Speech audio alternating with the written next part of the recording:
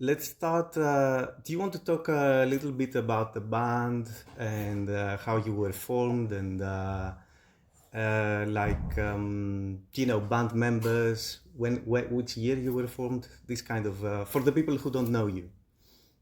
Yeah, sure. Actually, I used to play in a band called Resistance, which was in between thrash metal and epic heavy metal. We released 2 albums, and after the second album, there was no inspiration anymore, and then we split up, and it was like 2012 or something. And 2 years later, I came across this guy called Loic, who is quite younger than I am, and he knew my former band and was a fan. And when we met, he was talking to me about old school stuff like Voivod and Hammer, the good stuff, you know. Yeah, yeah. And for a younger dude, I was like, okay, let's try to do something together. And I met him in his bedroom, and the magic happened. That little guy played to me the most old school riffs you could dream of ever, and I was like, fuck, let's make it happen. But the problem was we were only 2 fucks, and for a band, 2 stupid fucks is not enough unless you are into, I don't know, dungeon themed or shit like that. Okay. But still, we had to find the right people to join the band. And the year was 2014. So now it's been 10 years since the band was founded, but it took some years before we found the right people to join and make something happen. Hence, the first demo was recorded and released in 2018, actually. Mm-hmm. So 4 years later. So we had time to develop the name, the concept, the ideas and stuff. And the name of Dionysiaque, referring to Dionysos, and I guess as a Greek guy, you kind of know about this Yeah, divinity. I have an idea. Yeah. Yeah. Um, we got that not only because of the a famous reference to alcohol and inebriation, but also because Dionysos, according to the mythology and most modern philosophy, is about going out of yourself Mm-hmm. and not being afraid of meeting the savage in yourself and in the world. So it was interesting because we could use that topic for a lot of things and have something cohesive in our sound and imagery. So we decided, since Dionysos was born twice, to record 2 demos before we would record an album. This was really settled from the beginning because we thought it's better in this age, especially where everything is going too fast, to take time to shape our sound, our style, and then to make the step further with the album. And it kind of luckily worked out, I guess. Uh, when you listen to demos by bands like, I don't know, Dismember, Absu, Dissection, etc., you can hear, or even Dark Throne, you can hear a big difference between the demo stuff and the first album. True. And usually those bands' first albums are considered as milestones and very good albums. And those are albums you never compare to the demo stuff. As opposed to many bands who record maybe one demo, which is very cool, and they keep on with the same style later on, but using a polished sound and better production uh, doesn't really help to make the music as good as on the demo era. And we try to avoid that, on our little scale. And we had a major change as well because it's not the same lineup on the demos and on the album. In between both, we had the change, which was very drastic because we have a new drummer, a new second guitar player, and a new bass player. and I guess you can hear the difference by listening to the demo stuff and the album actually. Yeah, So yeah, I I can hope it actually. answers your question. Sorry. Oh yes, you did. I do think that there's a difference between, because I mean I listened to both of the demos because I kind Yeah. of covered them for Metal Storm as well, Mhm. and I could also hear a difference between the first and the second demo as well. I don't know whether you changed the lineup there too. Yeah. No, Okay. no, it was the same lineup. Um, well, no, just one guitar player had been replaced. Okay. But actually, I think it's a writing style that matured a bit. Hmm. We were already heading towards something a bit more proggy in a Proggy, yeah, way. yeah, that's what I was gonna say. Yeah, proggy, like longer songs, more adventurous. Putting more stuff in your music. Mm-hmm. Um, I really like, for example, I loved in the song of Vineyard and Ivy, which is my favorite from the album. I really love the middle part and the choirs, the singing, because Yeah. it's kind of it gives you the impression or the atmosphere that you're in such a, I don't know, Dionysian mystery kind of thing.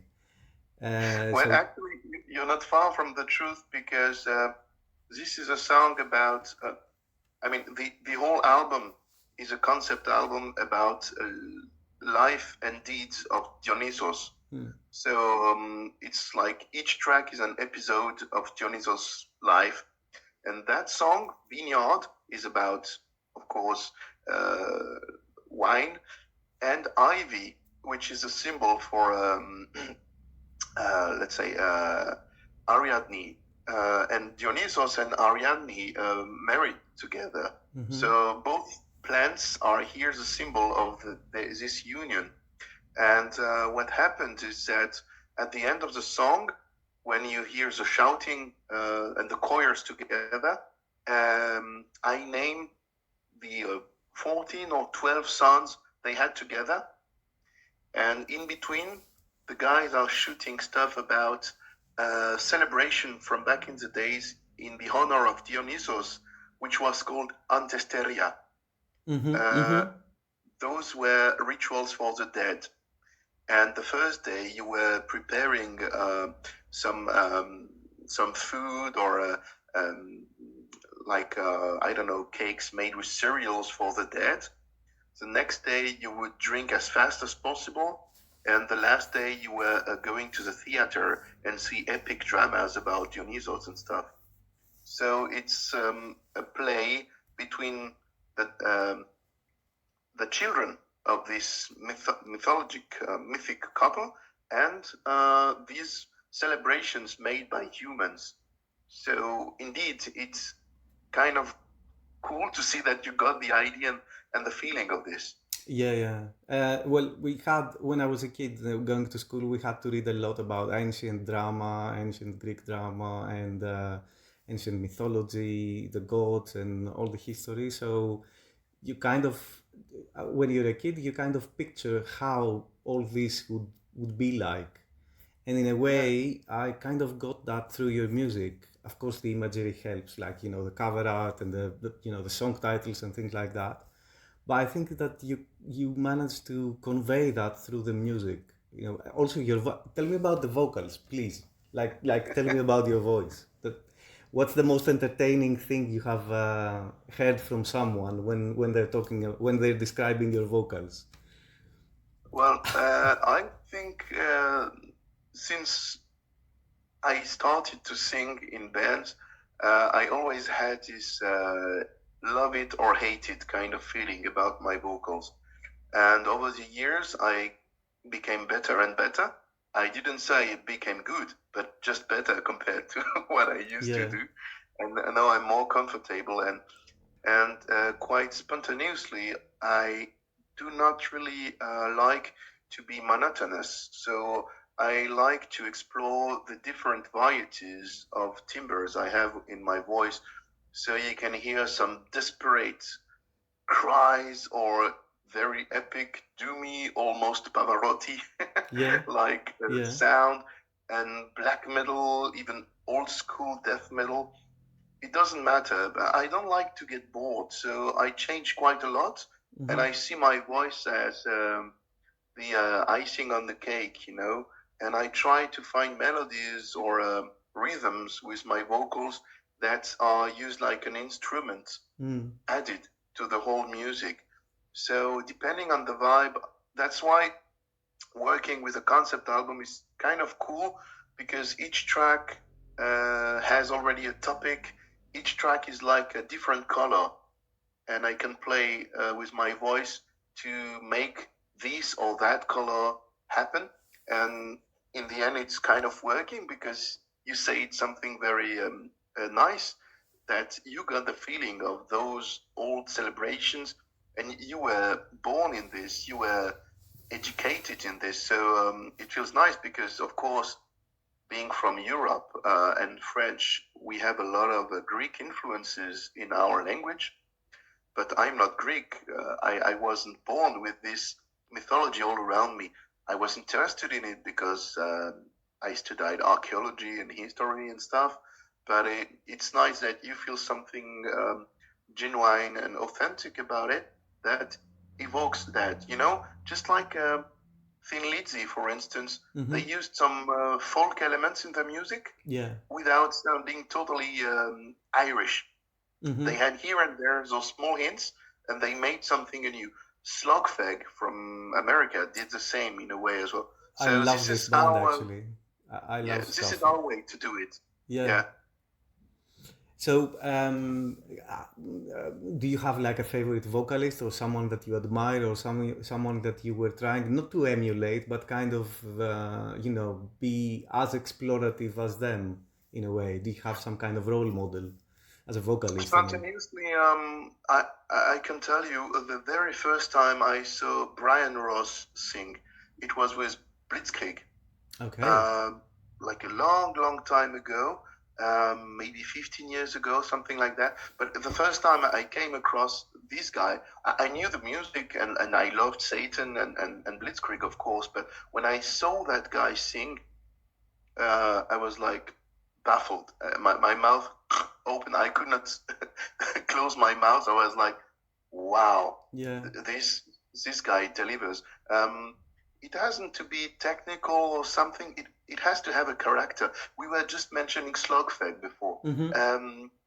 I mean, Slugfag has not the most technical vocals ever. No. But it is unique. Yeah. It's not perfect, but you hear it, you recognize it. So this is what I like, personality. And I remember seeing a video of Marty Friedman formerly from Megadeth. Yeah. And he said, in America, we are used to have perfection as a goal. And since he lived in Japan, he said that Japanese people had very much of an interest for something that was not totally perfect, something that had flaws, that let the humanity being transparent into what you do. So you can master your craft, but don't be too good or perfect at it, because it would spoil it in a way. Even King Diamond, you can find it perfect and stuff, but he has his small little flaws every now and then that make his voice unique and so special. So I'm not saying I'm like King Diamond. I'm not what I'm saying, but I like when a singer brings something original or new or unique to me, and this is what I try to do, or maybe not try. This is what I do because I can't do it in any other way. Sorry. Yeah, I get that. I mean, we live in an era where I kind of feel, especially in heavy metal, even though metal is kind of branching out to different genres, I often get the feeling that, you know, it has all been played by Black Sabbath already, so there's not really much you can do after that. But so even though I do like traditional metal, like traditional doom, traditional heavy, even old school death, or you know, the second wave of black metal, but I always like within these genres bands that have their own personal take on the music. So that Yeah, bands that totally. have their own, what you say, bands that have their own personality while doing something that, Yeah. yeah, it has been done before, but we're doing it differently. Yeah, it's a very good example of that is a band like Immolation. A Yeah. lot of people tended to say that the first Immolation sounds a lot like Morbid Angel. Personally, I don't think so. I can see the connection, but well, I think they are first original, and the vocals. I mean, you cannot mistake that way of singing with any other death metal singer in the whole genre. So it's very interesting to have someone evolving in a field that can be very generic, but still having something strong enough and I don't know, yeah, strong enough to make a point, to make a stand.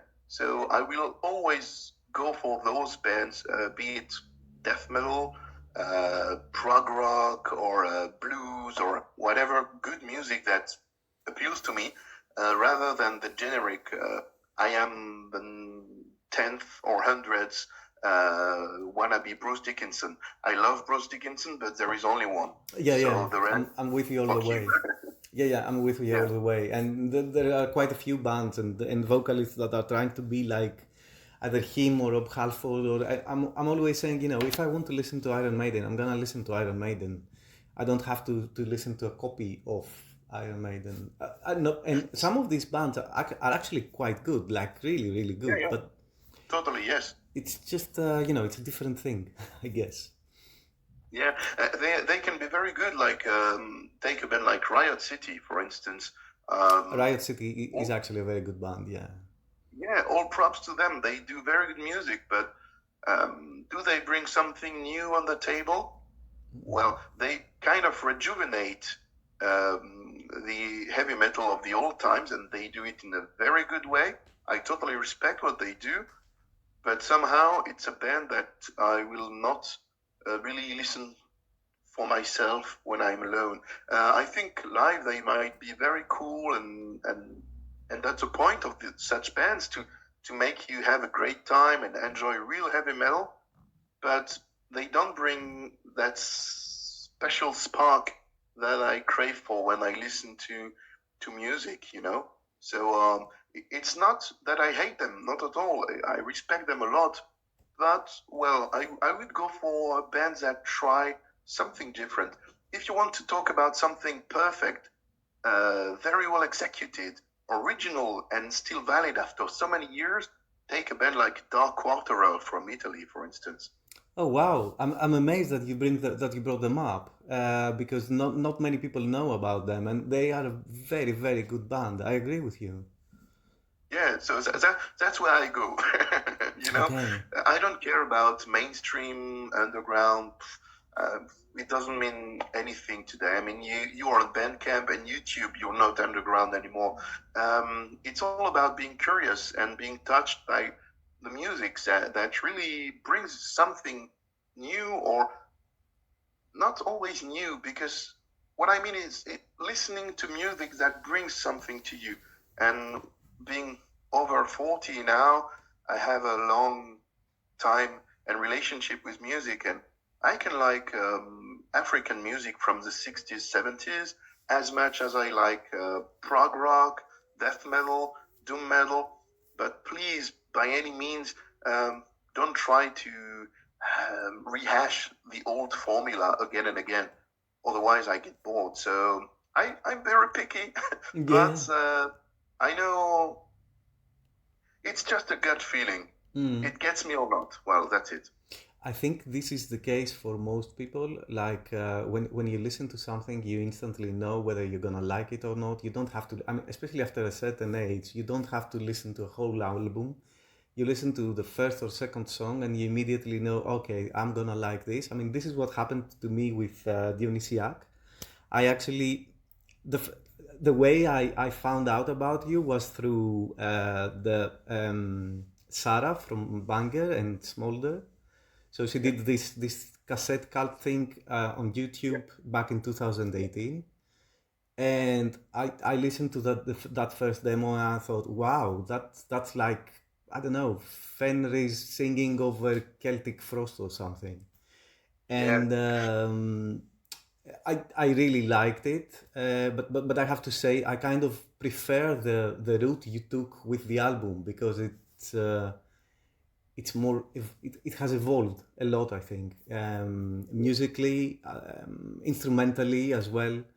Um, so I'm trying to remember the point I was trying to make. I just so yeah, it's that's what I said, that you immediately know whether you're gonna like something or not. Especially if you've listened to a lot of music, you know what you like and what you don't, and it's more a thing of instinct, as you said, like a feeling you get when you listen to music, and that's why not everyone likes the same things. Yeah, totally. And while listening to you, I was thinking about a band which I revere and love called Gentle Giant from the 70s, which is Okay. progressive rock. And one of the early albums is called Acquiring the Taste. And you could see a Yeah. huge tongue licking something looking like a butt, but in fact it is a peach. So Yeah. it's funny stuff, but this is about it. It's acquiring the taste. For instance, I'm not ashamed to say that the very first time I listened to a band like Slaughter from Canada, I was still young and I didn't get it at all. So why so many people think Slaughter is so great? So I left it on the side for a couple of years, and later on, after I got my ears used to this kind of sound and stuff, then I gave it a second chance, and it clicked because I had worked on the background that allowed me to get into this music, and I like to do it from time to time. Oh, here is a band I never got the hook with. Let's listen to it some years later, because you grow as a listener, and this is important. And what I really like in your review is when you say about the vocals, it's a bit like Kiritongol or Manila Road. Back in the days when those bands popped up, the vocals were like, that's weird shit. It was not Halloween. It was not classic stuff. It was something different.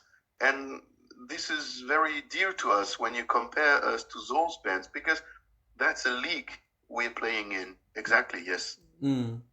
I kind of, I mean, this was not a question I was going to bring up, but I just listened to it today, and I was wondering what is your take on it. I just listened to this new doom band by Fenris and Apollyon, and it's called Coffin Storm. yeah, Coffin Coffin Storm. Storm. I just listened to it today, and I thought, wow, I think Nathaniel would like this, possibly. Actually, my former band was Band of the Week during the Fenris times when he used to do that. Okay. And it was funny because when he released the album, how is it called? The Underground Resistance. My band was called Resistance. Okay. Okay. And the first song, Leave No Cross Unturned, has some riffs and melodies that are very close to what I used to sing in one early song. Yeah. So, and a lot of people came up to me even before that was released and told me, oh, you sound totally like Fenris in Storm or Isengard when he has his clean vocals. Yeah. We are basically very close when it comes to vocals. So it's nice. And I listened to Coffin Storm. I think the music is okay, but a bit generic. They could have done something a bit more personal, I think. And the vocals, this time he really let it loose. He tried to go as crazy as possible. And sometimes, I mean, 1-2 tracks, it's okay, but the whole album, it kind of get on your nerves. You see what I mean? Okay. It's a bit tiring. He goes all over the place all the time. And actually, it's pretty good music, but I would not say it's the best effort Fenris was involved in. Okay. Do you like the latest Dark Throne albums, like the last actually, 2 or 3? Especially for Loic, the second founding member of the band. Mm-hmm. Darkthrone is a pillar, is a very big influence on our sound and approach to music. So, of course, we follow the career of the band since the early days up to nowadays, and I think their fuck-off attitude is great. We have nothing to prove. We play what we want, and most of the time it's okay. Lately, though, they maybe have recorded a lot of albums on a very short span, Mm-hmm. so not everything is as divine and godly as the good old years. But I must confess, I really like the Circle the Wagons period. Okay. And you can see my name in the thank list of FOAD All right. somewhere. Okay. So yeah, it's like there is a connection, of course, between this old school metal and weird, clear vocals. And actually, it's nice because they try to not repeat themselves. So it's up to anyone to like or not what they do. But at least I give them credit for that. And it's not like, I don't know, Creator when they recorded stuff like Renewal or Endorama or even the last album, which is horrible. It's not like, oh, let's do something different and then go for something irrelevant. They always do their stuff and it always keeps up. So, yeah, some albums you like more than others, but it's a band I can't say anything bad about. Okay, so now I'm going to ask you another question. Do you think that after a certain point in time, bands should stop? Bands should just, disband and, let their legacy live on, but not stop releasing, subpar albums? Exactly. In a way, I can understand that some old bands get a second chance and it's a possibility to play live again and eventually record new albums again. And I can see the appeal in that, but not all of them are asking themselves the question, am I doing something relevant? Very few reunited bands are as good as Satan. To me, it's one of the most perfect comeback in metal history. I couldn't agree more. I couldn't agree more. They didn't try to sound modern or retro. They just sound like, I don't know. they had recorded Caught in the Act like 2 years before the new album with Brian Ross. It makes complete sense. The guys never stopped playing music. This is the same lineup as in the old days. It makes sense. And every new album sounds like the other, but still brings something different on the table. It's not like Creator that after reconquering the throne or Violent Revolution, I don't remember which one, but they released 5, 6 albums which all sounded exactly alike, and that's what the fans want. Yeah, but it's boring. Satan never did that, and they are one of the few exceptions doing this. So, to me, it's not like, is comeback a good thing or not? It's about when you grow as a band, as you get older, as you have more record, are you still relevant in what you do? Are you doing this for the good reasons that make your band interesting? So it's very personal as a point of view. So many bands that release generic album will say, yeah, but this is the music we like. We did not betray our roots, blah, blah, blah. Okay, but your music does nothing to me at all these days, So it's up to anyone, I guess. But still, as for the taste in music we discussed before, I know where to go and to hunt for the music that will bring this feeling of fresh air and majesty in my brain and my guts. And as you say, you come there, you listen to 1, 2 chords, and you know, this is music I will love. The rest, well, the world is big enough and you have room for everybody, So make your stuff. I stay on my side and I'm happy like that. So, do you have like, if you could name three albums that you would take with you on a deserted island, which ones would you take? Well, maybe Flower Traveling Band, Sartori. Um, Okay. maybe Bride of Insect by Nuclear Death. All right. And yeah, uh, and uh, and some Manila Road. Oh yeah, of course. um, I mean, come on. uh, yeah, Crystal Logic, of course. maybe. What? Crystal Logic, maybe. Yeah, because there is sentimental feeling about it. I was friends with Mark Shelton. Oh, Uh, you have a pic with him on your profile, on your social media profile. You have a pic with Mark, yeah? yes, yeah, we were actually with my former band. We covered Necropolis, and Mm. I got in touch with him. And in 2008, when they first came to Europe, no, not first, but when they came to Europe and played their first French concert, we opened for them. And out of the blue, even before we asked something, Mark came to me and said, "Are you guys okay if you play the cover of Necropolis and I sing with you on stage?" Like no brainer, man. Of course, you know. And we did it. And I had this Rory Gallagher T-shirt. I'm a huge fan of Rory Gallagher, and he was as well. And we swiped shirts. Okay. And actually, from there on, when this guy called you brother, he meant it. You know, it was not like my friend and he forgot about you. No, we always kept in touch, and we had so many cool stories together over the years. So it was a strange feeling when he passed away, because it's not like when Ron James Dio died, I never knew him personally. I was touched.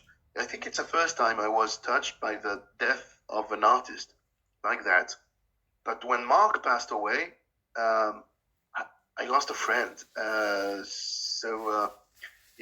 lost a friend whose music I admired. But first and foremost, I lost a close friend of mine. So yeah, Crystal Logic will always remain forever special to me, because that was my gateway to Manila Road's music, of course, and to an incredible friendship. I mean, when we met, for instance, at Hell's Pleasure some years ago, he arrived with a band on the camping lot, and he just saw me. He dropped all his luggages. It was like, "Oh, brother," came to me, blah blah blah, and then said, "Give me 5 minutes. I put my luggage here, and I come back to you. Where is your tent and stuff?" And then he came back, and we talked all night long, and it was like, yeah. It's just, I mean, it was amazing, and he was humble and had a heart bigger than life. So yeah, I envision my music. I hope in a way that's similar to his, because it's not about, oh, I'm playing in Manila Road and we are a cult band. No, it was like they had a second chance and they didn't blow it away. And with this comeback, they were allowed to play places like South America, Asia, everywhere. They could go all over the world and conquer new fans, younger people that never heard of them before. It was a chance. It was great, and it was pretty much deserved, because back in the days, they kind of arrived a bit too late, I think. People were already more into thrash metal and stuff like that. True. So they did not get the grasp about Manila Road, except for a couple of total maniacs. But they were very lucky to come back and have this second life, which they deserved very much. And just like with good wine, they aged in a very good way, and I'm so happy for them, and I'm glad to see that the spirit of the band goes on with the guys in Century, for instance. Yeah, I've listened to that. Manila Road is very important to me, at least. Yeah.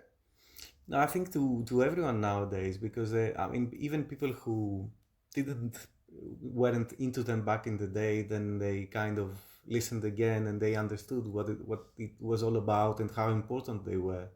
Because I do think that this is one of these cases. That's why I mentioned him in the review, where I know many people who were not into Manila Road because Mark had a very distinct voice, and it was, a love it or hate it type of thing. Whereas the music was always, it was undoubtable that the music was very good. The guitars were great and everything, and the compositions. But the vocals were an acquired taste Totally. for everyone. So I think it's a little bit difficult to uh, make a career like I don't know, Judas Priest or Black Sabbath or Iron Maiden if you have a vocalist that is not easy to It, like, it, easy yeah, to it digest. divides people. It divides people. Yeah. But well, I can give you an example of a band which I think is incredibly good. It's called Confessor. Okay, I don't know them. Confessor is a great doom band, but I never managed to get into the vocals because they are very special as well, very unique. So I totally respect the band, but I can't get into them. So maybe one day I will listen to them again and finally get the click, or never. Who knows? But it's easy to say, "Oh, this band is shit" because I don't like it. Of course, there are many shit bands, but some bands like this one, it's I can't say I hate it, not at all. It's just that I can't get into the vocals, but at least I respect them for that because they go for the uneasy path, and that's what I respect. And I wish I could see them live at some point. It's always interesting to confront yourself, to go out of your comfort zone. And that's maybe what too much people do nowadays. Like, I play heavy metal a la Judas Priest. I play death metal a la Morbid Angel. Blah, blah, blah. Okay. And as we say, there is just one Priest, one Morbid Angel. Maybe you can do something more on your own. I noticed that you like some Italian stuff, and I do too. I mean, I'm not just talking about. I don't know whether you like modern Italian doom, whether you like, bands like Messa, or there is a band that just had their debut album out, and I'm blown away by it. They're called Ponte del Diavolo. I don't know whether you've heard of them. I really love this album. I think it's everything I like about doom in a way. Along with yours, I think they're my two favorite doom albums so far this year. But I do think that Italy has a very interesting take on doom in a way. Yeah, the thing is with Italy, be it with prog rock from the 70s. Also. I mean, all the goblins and music adapted with the horror movie and giallo and stuff like that. And heavy metal, doom metal. The thing is, for a long time, they had this barrier with the language. And the fine example of that is Death SS. Death SS is a band that, to me, invented black metal way before Venom did. If you look or Bathory. Or Bathory. What? Or Bathory. Yeah, totally. Because they came before. This was late 70s. And these guys were playing with a dark look, very simple riffs, and all the universe they had. It was formative for black metal. It's only later, when they went a bit more occult and bigger in a way, that people started to get interested to them. But they were from Italy. Would they have recorded the album in England, they would have been much bigger. And the thing is, they would sing in English, which was not very obvious for the time, because the thing is with Italy, and same goes for France, we have a lot of bands coming from, I don't know, suburbs, from the streets, and they were not master at languages, you know. So what did they do? They would sing in their own language in very small studios with technicians that had no idea about that heavy rock stuff that was new at the time. So Italy has a scene that remained very much Italian and did not go bigger outside of Italy. Only later on, when some of those bands became kind of cult, people started to get interested into that.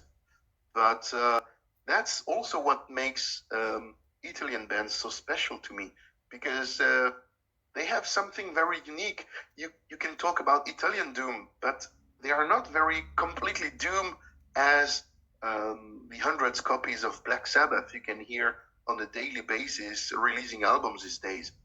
I mean, if you listen to Arpia, they mixed prog rock and metal, doom metal. They are not pure. Banco del Mutuo Soccorso is prog rock with a very Italian approach to it. PFM is great band as well. And when it comes to the new stuff, they have like Abysmal Grief, for instance, or Ponte del Diavolo. They know about those old bands, and they have more influence from Italian doom and prog than from Black Sabbath and the usual doom stuff everybody knows about. So this is also why we feel a connection with those bands, the Black, for instance, etc. I could name hundreds of them, Black Hole, etc. Yeah, because Black Hole, they bring something on their own, and they have a very strong scene, musically speaking. I'm not talking about the structures and stuff, because it's not like you have 100 concerts per weekend in Italy being metal.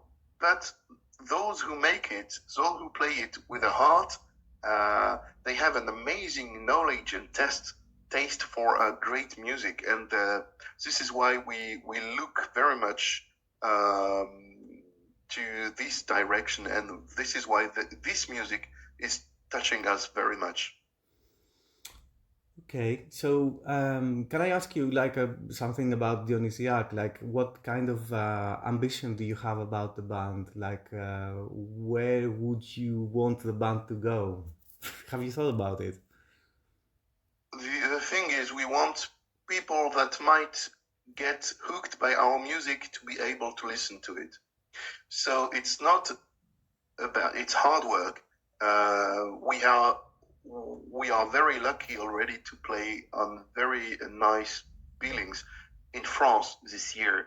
We will share stage with bands like Tormentor, with bands like Tarpont, or even Bellwitch. So it's very good. That's opportunity great. For us. Yeah, that's cool. But we are not interested in Hellfest, Wacken kind of stuff, because we don't feel we belong there. It's a bit like what you said about the vocals. We are a bit different and personal. So we would rather go and, let's say... Keep it true, maybe? What? Keep it true in Germany, or Up the Hammers in Greece, maybe? Not keep it true, because I think we do not really belong there. We are not traditional enough for these kind of festivals. Okay. More like doom festivals, or we play a music that can blend extreme metal and traditional metal, and even other kind of music like punk or even prog. So it's not really a concern if we play on a bill where we are not very much expected. But I want to play on bills where music and, let's say, people who are into real music, who dig music with their heart, could get an access to us. So recently I developed a very good connection with Dimitrios from Zemial. Oh, right. So this is bands we would like to do something with, you know? Or even Drowned, the death metal band from Germany. We can play with Black Death band, but also more proggish bands. We don't want to go big. We want to be heard and respected for what we do in middle-sized festivals where it's okay to get the connection with the people who are really interested in this kind of music.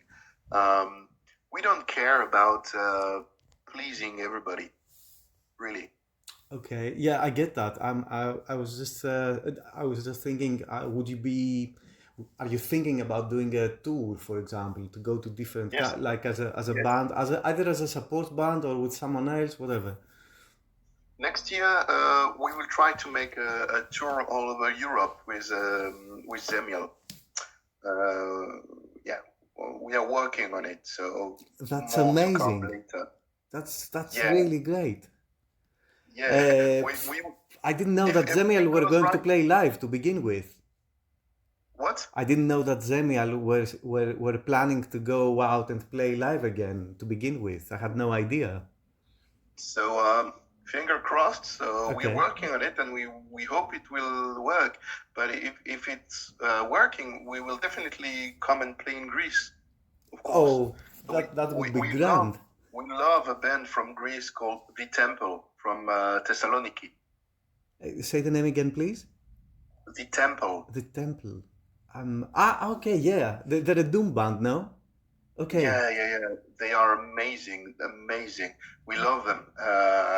And yeah, we would.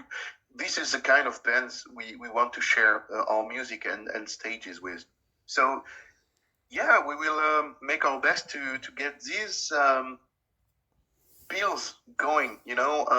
With bands we respect and have a strong passion for. We don't care about going on tour with a booking agency and being on tour with a band that we have not so much in common, well, some people do it and that's fine for them, but well, we don't see the interest in that. So we want to get the ball going, but with the bands that keep the fire alive, If there is no fire in what you do, well, then it's just another job.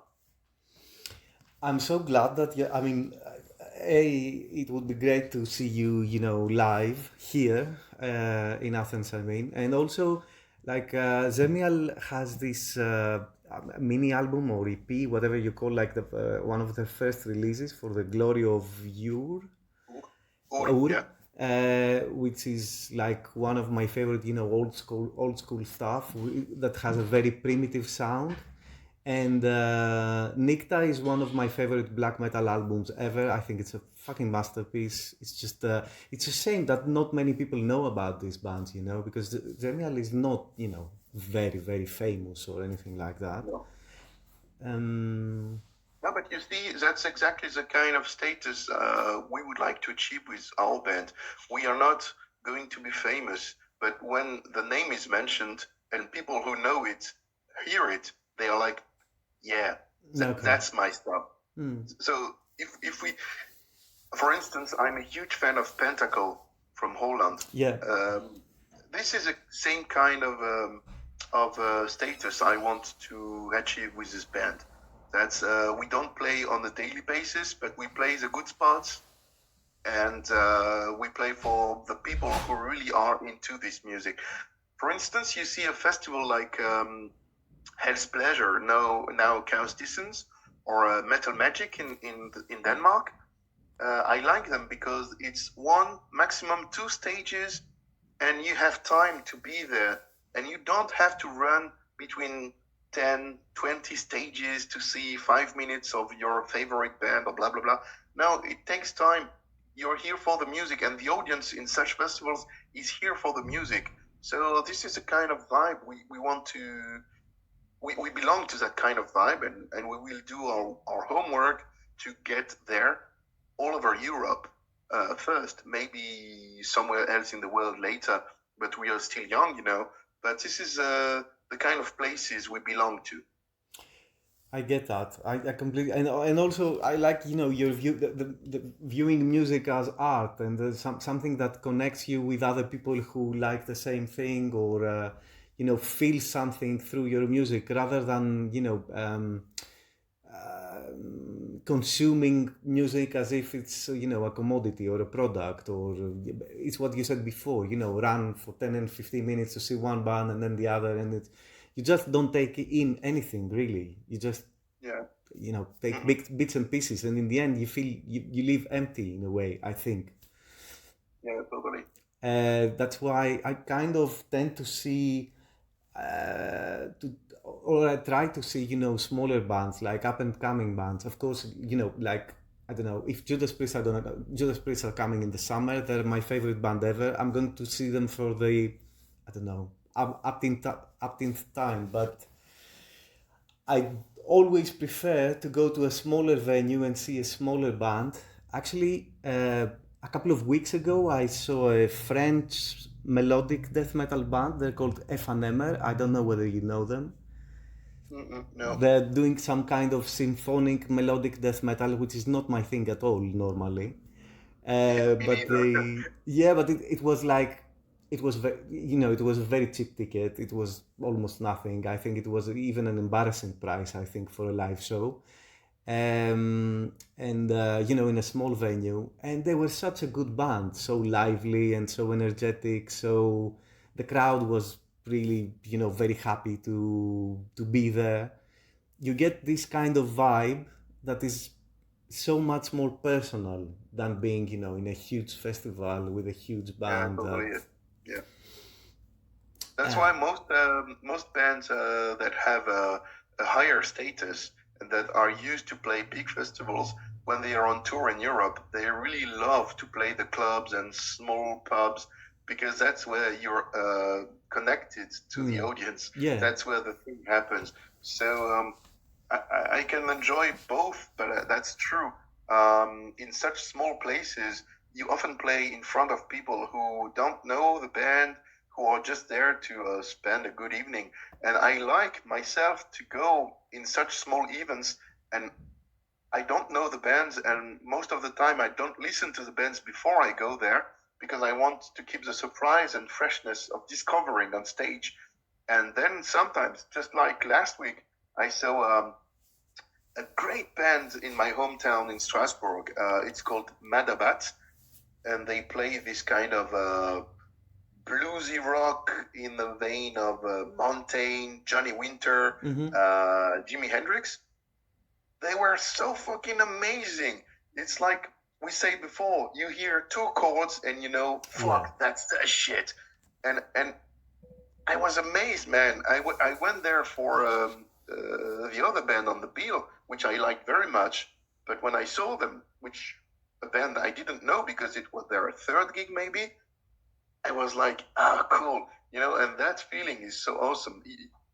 Yeah, $5 to get in, and I had the night of my life, so that's great, yeah. Would you want to say something about like your label? Because I mean, I Void Hunger is kind of a label that I mean, you released the demos independently, I think. Is that right? It was on a small label from France Okay. called La Fin du Monde. It's a sub-label of Triumph of Death, the label that released Mutilated. Well, you Oh see. yeah, I can see that. Yeah. So it's a very good friend of ours, but the structure is quite small. And for the first album, we wanted something a bit more established. How did this happen? So, How did the collaboration happen? well, we were shopping labels, and we got some very nice comebacks from Van Records, for instance. But their schedule was full for the year, but they were like very encouraging.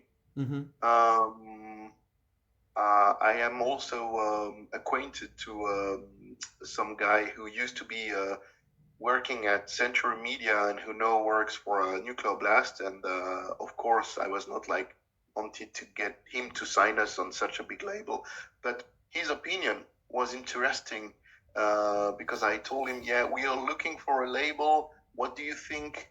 Would you advise us to go here or there? And he was very carefully listening to our band and music. And for a professional like that, it was very nice to have his opinion back. We also had Sarah from Smolder and Banger TV, who was incredibly helpful in everything we did, because she is also very well versed into this music business side of things, and she really was supportive and helpful when we were looking for a label. And then out of the blue, my guitar player, Loic, said, why not try Ivoid Hanger? He has some good stuff. Say, Oh yeah. Yeah, of course. And also quirky I- stuff like yourselves. Like, you know, also quirky stuff, like bizarre stuff, like the music that you Yeah. play. Actually, when we talked to Sarah, she said you need the right weirdo to release your music, and actually we tried to contact some of the labels that were a bit more traditional, and it didn't click, because we knew that on such labels we would not be a priority or something. And when my friend told me, let's try Ivoid Hanger, I was like, yeah, of course, because they released stuff by the Olds of Heb or Merksheim, which I really loved a lot. And then I went and listened to the bands that were released lately and stuff. I was like, fuck, this is looking good. So we sent the stuff, and Luciano, the boss of Ivoid Hanger, he got back to me like in a matter of 1 or 2 days, and he said, guys, this is it. This is awesome. I want to work with you. So I got in touch with bands like Neptunian Maximalism, which is also on the label. And I exchanged with him just, to know if things were cool with the label and stuff. And from all over the places, I heard only positive attitudes and words about Luciano. And I can tell you, the guy is like, we never met in person, but we feel like we are at home. He's very friendly, very dedicated, very reactive. I cannot say anything bad with the guy. We found the right place. Really, we are at home in this label. So I hope for the next things to come, we will be able to keep on working with him.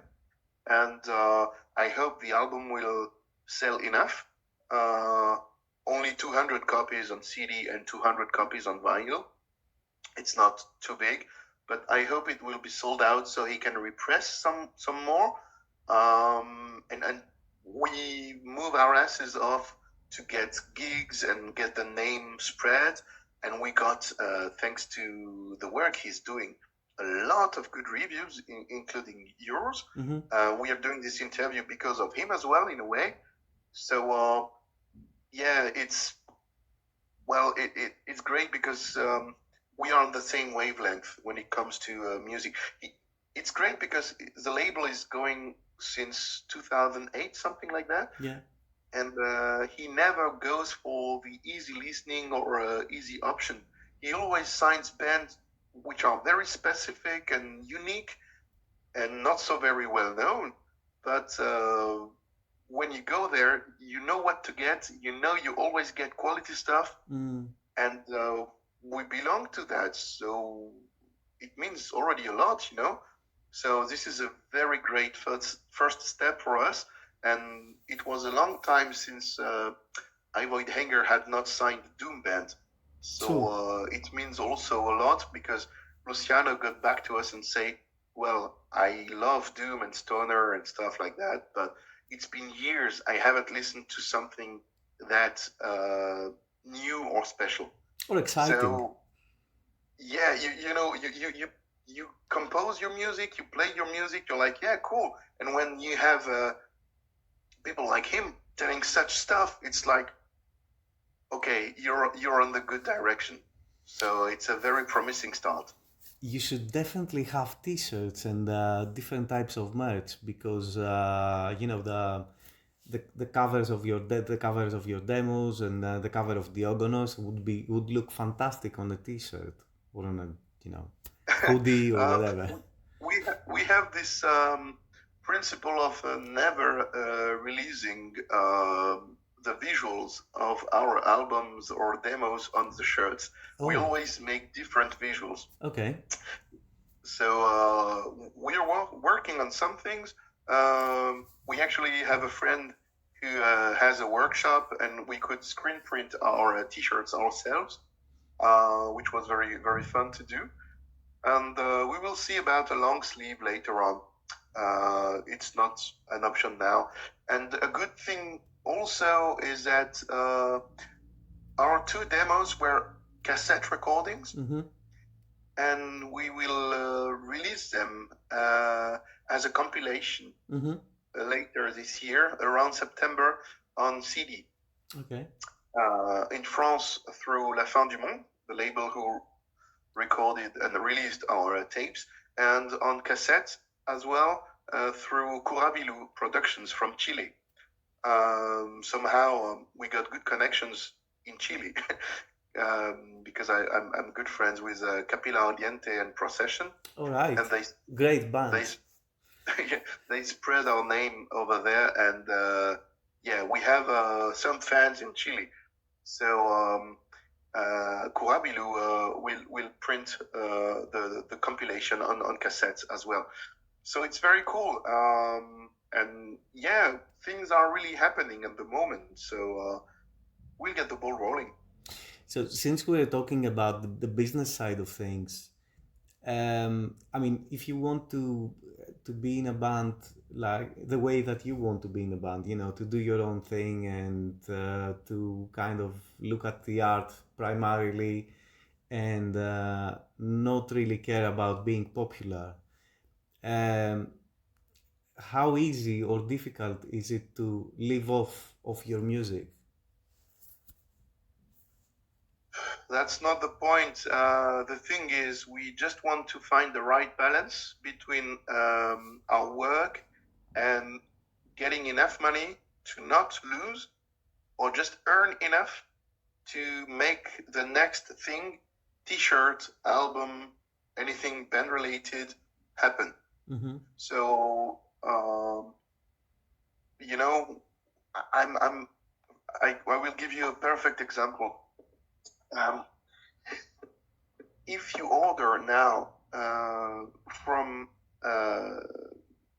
Metal-Odyssey, which is the website working with iVoid Hanger, the postage costs for CDs and vinyls are very big if you live in foreign countries.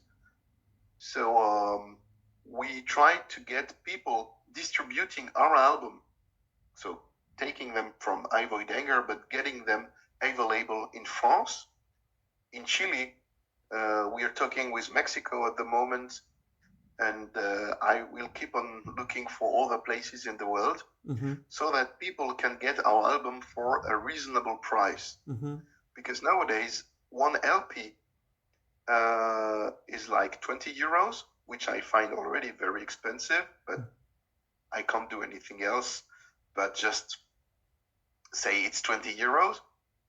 But if you pay like 15 euros of postal fees, man, it's going crazy. Yeah, you know? It's ridiculous. You can get two vinyls for that money. Yeah, I know what you mean. Yeah. So we want to keep the prices low, not lose money, but keep the prices as honest as possible. I mean, if you go to a Judas Priest concert, 35 euros, 40 euros for a t-shirt, what a scam is that? I mean, of course you're a fan. Of course these are big structures and blah, blah, blah. But I mean, you paid already like 100 euros or even more to see the band. Well, not everybody is rich. And this music is coming from the streets, from the dirt. And nowadays, metal is getting older, and metalheads most of the time are having good financial situations and stuff, and they can afford a 3-4 days festival and spend hundreds of euros during 3 days. Good for you, but fuck you, because I'm not doing that music for you, rich fucks. I'm doing this music for people who are into this music. So you're rich, good. You're poor, good. Both of you should have an easy access to this music. So living off the music is not a goal, because we all have jobs in the band, some related to music, but the thing is, we are free. We are not depending on anyone, and we can do and choose what we want. And that's what we are going to keep on doing with this music as much as possible. We have most of the control over our music, and we have the right network, and we know the right people to make things go on. So as long as we are in this mindset, we can do something interesting with the band. We can become self-sufficient on a financial level. It's not to get rich ourselves. It's just to make the band going, and that's all we need. Yeah. Okay. That's fair enough. Um, I mean, we've been talking for a little bit over an hour. It's been very interesting so far. I wonder if there's something else that you want to say, to either promote the album or about the band or anything that I haven't asked you about Dionysiaque or your plans or anything. Well, I think we talked about that already during the Yeah. interview, so I don't think I will have so much to add. I would definitely thank you personally very much for your support since day one. And people like you are key to our music, because you're a gateway for people to get a discovery of Dionysiaque's music. So as you can see, we take our influences from a lot of directions. We don't care about how technical this is or not. We care for the feeling and the fire you have in the music. And also, well, I want to say that something is bothering me lately. It's all these Sunday occultists, wannabe magicians and stuff, often referring to Nazi stuff and thinking they are evil because they are black metal this or occult metal that. Fuck off. We can summon a feeling of something higher than us without getting into all that I'm superior to you bullshit. We are here for you to go out of your mindset, to go out of the frames you used to have. So forget about all that conservative shit about music, because without being open-minded, our music would never have existed. And this is how it's supposed to happen. So, yeah, I love music from Africa. I love music from Asia. And maybe at some point you will find some stuff in the music I am playing. And maybe it will not be there consciously. But this is how I learn and I get rich. And I speak for the whole band when I say that. This is how we play our music, by learning every day from others, from different people, from different perspectives. So stay closed in your little opinions and die in the gutter you belong to. Or go and free yourself of that and discover new things and make the fire burn. Make it happen. It's all up to you. Oh, that's a very nice message to close the conversation. It's been very nice talking to you, Nathaniel. I sincerely wish you all the best with the band, because you kick some serious ass. And I can't wait to see you live, perform. And seriously, I wish you all the best. I hope this little interview will do a little bit of something, of some promotion for the band and for the music, and also for the values that you have as a band and as a person. Thank you very much. You said everything. Thank you.